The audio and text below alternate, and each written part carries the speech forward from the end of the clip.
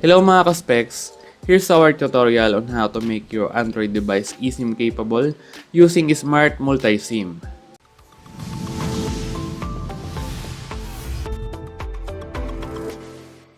So before we proceed, mabibili nyo nga pala itong Smart Multi-SIM for only 119 pesos. And ngayon, ang gagamitin natin na phone is itong Nothing Phone 4a. And hindi siya eSIM capable.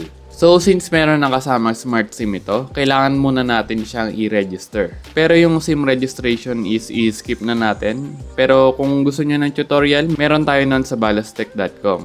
So kapag na-register nyo na yung SIM, ang next natin na gagawin ay install yung Smart Multi-SIM app.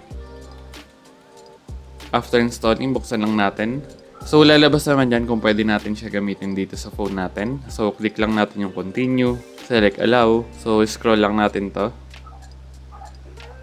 And click agree, then get started.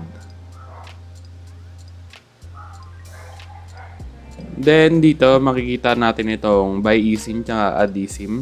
Kung wala pa kayong eSIM, so pwede kayo bumili. Pero kung meron na kayong eSIM, click lang natin itong add eSIM. So allow lang natin to. So try natin yung GOMO eSIM natin.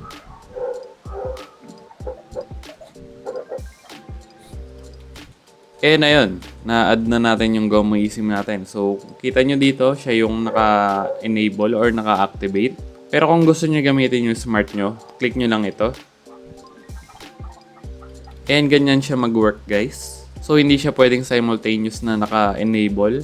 Pero at least pwede nyo gamitin as backup. So, sinubukan ko rin mag-add ng iba pang eSIM. So, nandito yung sa D2 eSIM natin, Globe eSIM, and GOMO eSIM. Hindi ko lang sure guys kung hanggang ilan yung pwede nyong i-install na eSIM dito. So, sinubukan din namin na maglagay ng isa pang Smart Multi-SIM sa SIM2 na slot. Pero meron kasing problem yung SIM and hindi siya na-recognize as Smart NT&T mobile number. Sayang lang hindi natin siya masubukan ngayon. Pero baka next time susubukan natin, so stay tuned. So that's it for our tutorial on how to make your Android device eSIM capable using Smart Multi-SIM. Thanks for watching!